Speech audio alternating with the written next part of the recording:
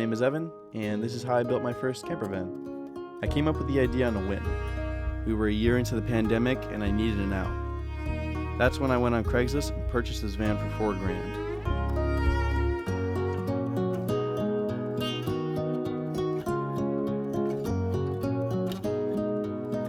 I've used a handful of tools before, but by no means was I good with any of them. Just like most van lifers, I had no knowledge of how to build one. Cue weeks of research, and this is what I learned.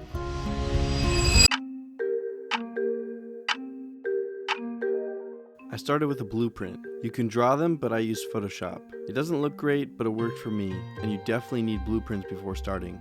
On a side note, I've now learned how to 3D model, so my new blueprints look so much better. SketchUp 2017 is what I use, and it's free. It also allows you to get dimensions from Amazon on products and punch them in to get accurate measurements.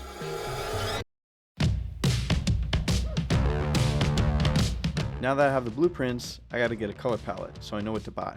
I wanted to stand out with my first build, so I went with a color palette I knew most people didn't have, a grayscale. My friends and family said I would regret this since it would make the inside of the van feel small. I almost listened to their advice until I realized I should just do what I want. An amazing free tool to find color palettes is coolers.co.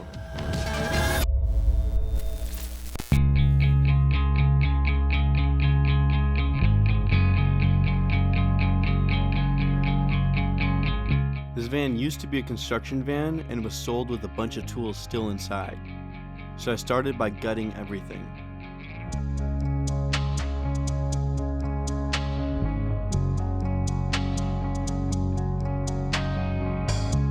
First, I had to insulate. This is the one step I wish I did better. If I had spent a little bit more time and money, I wouldn't have struggled during the super hot days. The insulation I used was of low R value and cheap, but better than nothing. I started on the bed next since it was the most important thing for me. I needed the bed to be at least 6.5 feet long, and since the van was only 6 feet wide, I couldn't have the bed the traditional sideways configuration.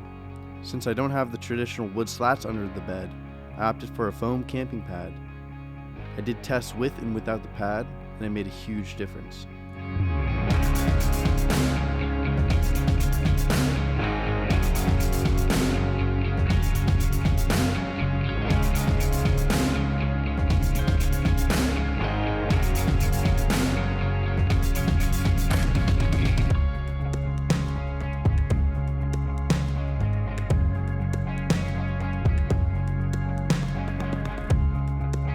The mattress was looking good, but I don't know if it actually felt good, so I decided to sleep overnight with it. Originally the bed was 2 layers, but after sleeping on it, I added this middle high density foam layer in between the camping pad and the memory foam. This did the trick. I've never used a sewing machine before, but I'd say it came out pretty good.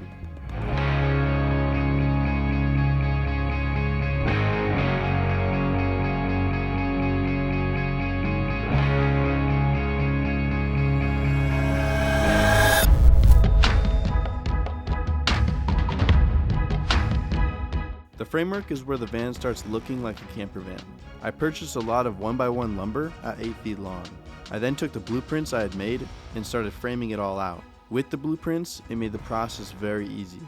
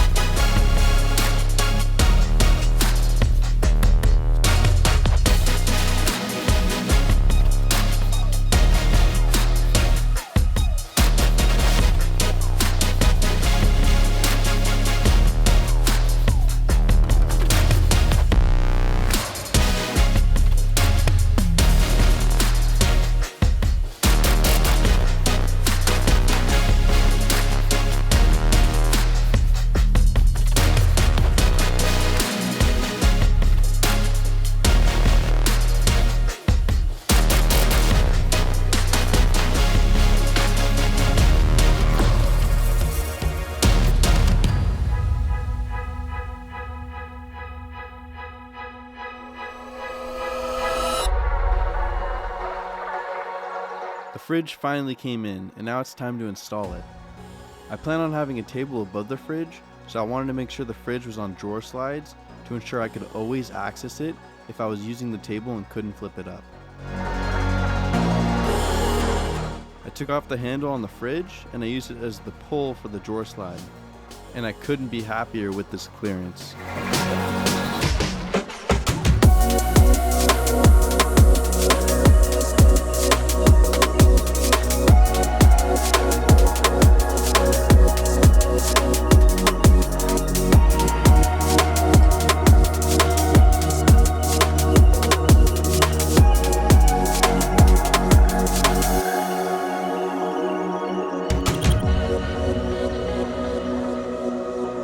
This roof rack is one of my favorite parts of the van because of its uniqueness. It was custom made for the construction crew, and because of that, it spans the entire length and width of the roof. There's a lot of real estate up there. The problem is, it was built such a long time ago, it needs to be sanded and repainted. This was a much bigger task than I anticipated. Because of the size and weight of the roof rack, we had to get creative in how to remove it.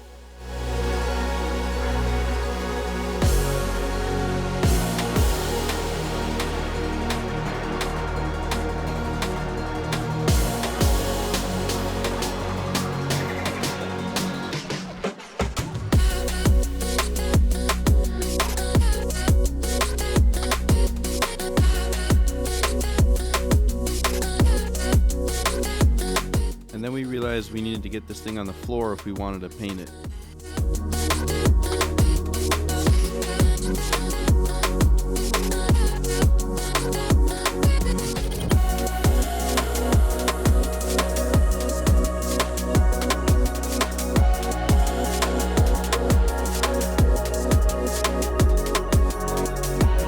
There was a lot of rust that needed to be removed where the roof rack meets the van.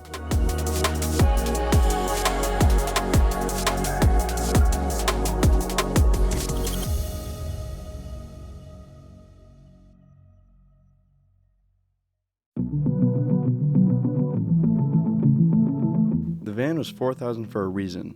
It was not in the best condition and needed some work done to it.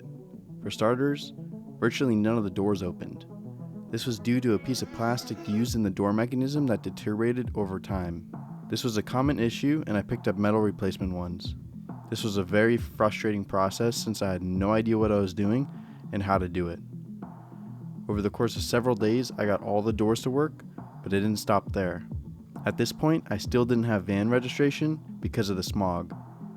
I ran into a huge issue with the state of California and smog regulations. To pass smog, I had to have an air pump system installed. What's that, you might ask? Well, apparently these vans pump air through the exhaust to pass smog. How that works, I don't know. What I do know is back in the day when these pumps went bad, instead of fixing them, they just removed them from the belt. I had to pull the pump off the van, take it apart, clean it, and get it to start spinning again. Reattach it, get a bigger belt, and attach a new hose that was thrown away. Now to add insult to injury, the smog technician said I needed new catalytic converters, since the ones I had were not California legal, according to a law passed in 2009. If you didn't know, catalytic converters in California cost over $2,000 because of all the thefts, and I needed 2 of them for my van. I ended up calling the California state ref for emissions, and he said that my van was grandfathered in. Then when I told the smog technician, he didn't believe me. After a lot of convincing, he finally passed me. And if you thought the story was over, try a $1,700 registration bill. I ended up negotiating with the DMV and they brought it down to $1,000. And all this took several months to complete as I was building the van. Now back to our regular broadcasting.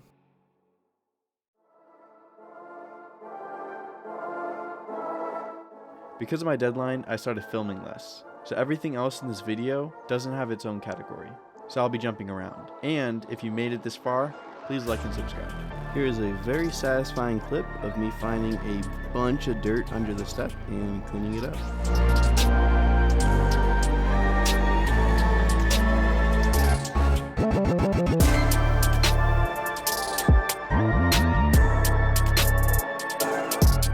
For privacy, I opted for some curtains instead of a door. This is a lot easier But now I had to figure out how I can actually have it wrap around, so if I had lights on inside the van, it wouldn't show up from outside the van.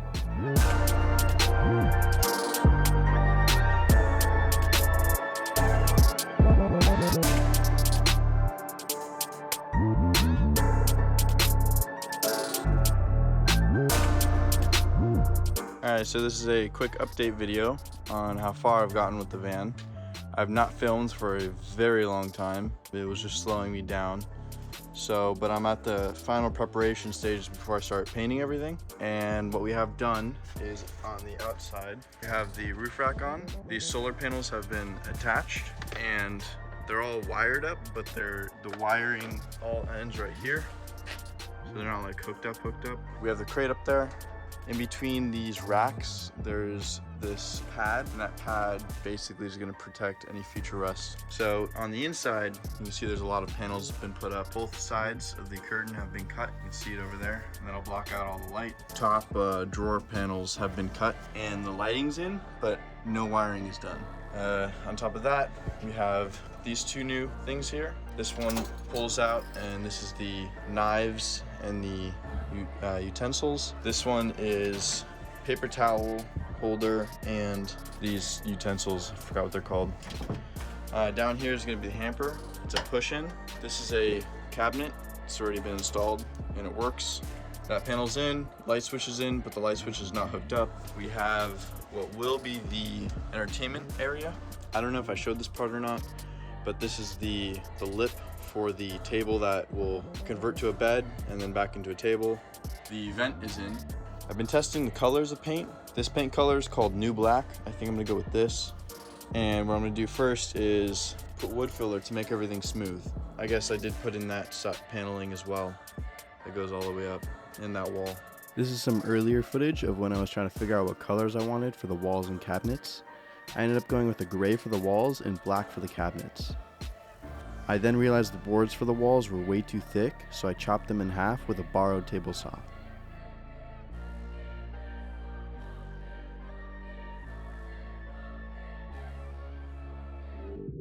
This is proof that not everything goes as planned. This table initially looked good, but then it didn't.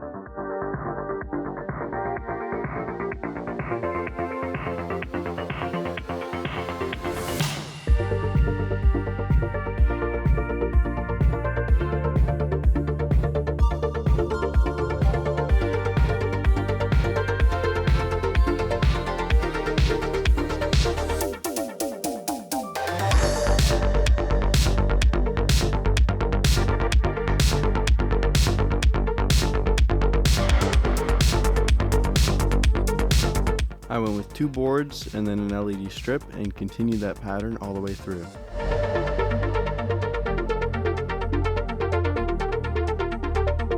Alright, so this is the current state of the van. A little bit's been painted.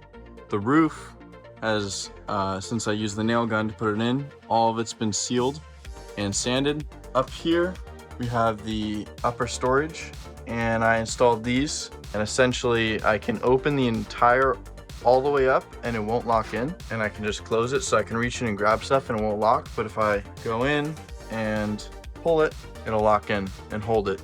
And the same thing is on this one. I also added this molding to cover up all the imperfections, as well as in this corner up here. And now I'm gonna get to painting everything.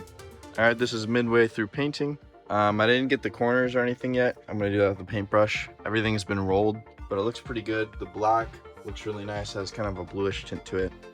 All the gray parts have been taped off, and it's coming along. This is inside the entertainment area. So I just installed this awning, goes out, and as I was wrapping it up, I had a pair of pliers right here, and a big gust of wind came, knocked into the pliers, and the pliers went cracked. Solar panels, or just this one. But I heard that these still work for a little bit, so I think for the next few weeks I'll probably just stay with the cracked one, and then eventually I'll just get a new one. Just installed the fan, and fans, 4 of them, and it has this little microcontroller. This is the highest. It's pretty loud, but that sucks a lot of air. You can feel how cool it gets. This is the original one. That's the new one. And wow, is that a perfect fit. Remember that deadline I was talking about? Well, I stopped filming entirely to get it done on time. So we shall jump to when it's done. Another reminder to like and subscribe. So when you're driving, you actually have a view of what a normal a normal rear view mirror would be. As you can see, there's no windows in the back. Without it, you'd have limited vision. Now, when you put the car into reverse, it actually changes the backup camera. This is kind of your glove box. And for paperwork and stuff, you can put all of it in this. It's an overhead kind of glove box. You can put license, paperwork, pink slip. And this is a telescoping ladder. So how this works is, lift this up, you take the hooks on it, and you attach it to the rack. This comes down. This ladder is very sturdy. Up here, you have 300 watts of solar and a metal crate. And in here you have a really big grill, propane, tow ropes, winches, hand winches, more stuff for the grill, and a cheap lawn chair. You can fill up these small 1-pound propane tanks with this adapter, and you hook this up to a big 15-pound propane tank, and you can fill up the small ones with it. The 15-pound is stored in the back of the van. This is the vent. It's a very long roof rack. You can fit a lot of stuff up here. This is where the propane is stored. This is the leg to put underneath the table, lift up the table, and you have a jack and fix-a-flat. In this cubby, you have a carbon monoxide alarm that has the alarm part taped, because with it not taped, it's very, very loud inside with all the doors closed inside the van. Now coming around, this is what you're greeted with when you look inside. You have wood flooring. That's not real wood, it's vinyl. You have these tables on the sides. Both tables come up. And this can be used either with the door open or with the door closed. In the closed position, it acts as a nice table. This seat is a perfect height. You can sit inside. You can cook on this table. You can eat on this table, as well as this table. You have a sink. These are the light switches. These switches is a dimmer for the overhead lights. And right next to it is an on and off switch for those lights. And right here is the sink lights. This sink can move around. It can come out, turn around. You have a soap dispenser. That's for when you're cooking, you can put utensils in there. It holds the utensils, stuff like that. This is a deep, deep bar sink. So it's 9 inches deep, it's square, so it takes up the most space possible. This is underneath the sink. You have a pull-out. Inside here, you can store just cleaning supplies, lint roller, stuff like that. Toothbrushes, brushes, cleaning stuff. Right here is that's the freshwater tank. It's a 7-gallon freshwater. What's nice about that is you can actually take it out. You move the seat forward and you can take it out. You can fill it up at any of those, wherever you can fill up a 5-gallon. The gray tank is the same exact size, and it's below. To take out the gray, you just pull this out and pull out the gray. And you can dump that just about anywhere as well. This is a 2-part fridge and freezer combo. The great part about this is you don't have the issue of opening one cooler lid and then letting out the air in both the freezer and the fridge. So if you just want something from the fridge, lift up. Want something from the freezer, and it keeps everything super cold. This fridge also pulls out down here. This stores underneath. It's a propane stove, normal camp stove. You can put that on here. This is a buddy heater, propane powered. Works really well in the winters. It does not produce any carbon monoxide, so it's not a hazard. Back here, the silver thing, this pulls up. You got an outlet with some USBs. This is good if you want to use an electric cooktop, use a blender. I guess you could technically use a microwave. Now, you come around here, you have a pull-out for cooking. This is very cooking oriented. You have a whole knife set on this one.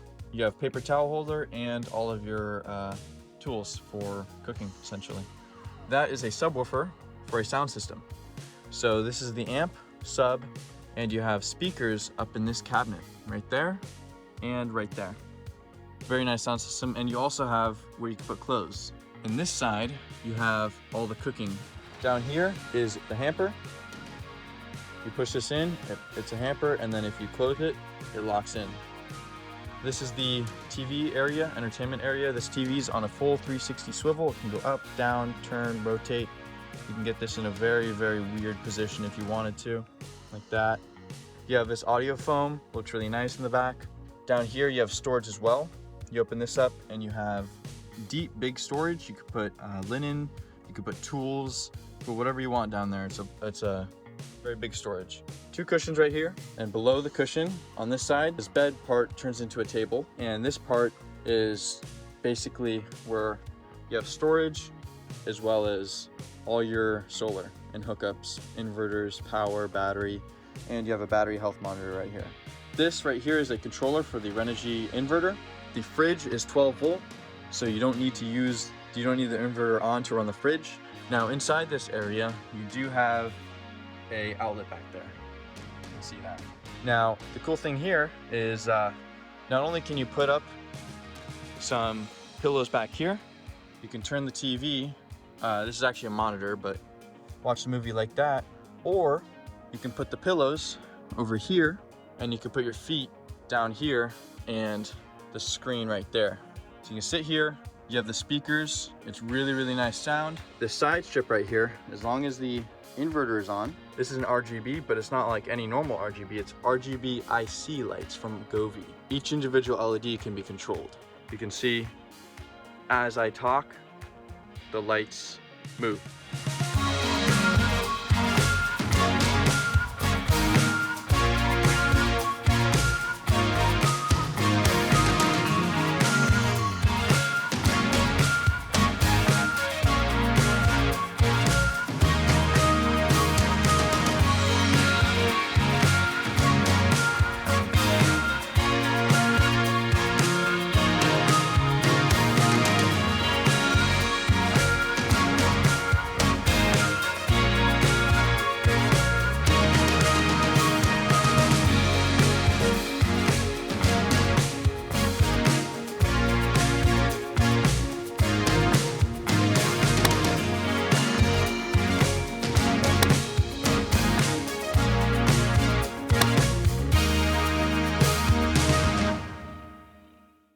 So if you stuck around to the end, this is a sneak peek to my next project.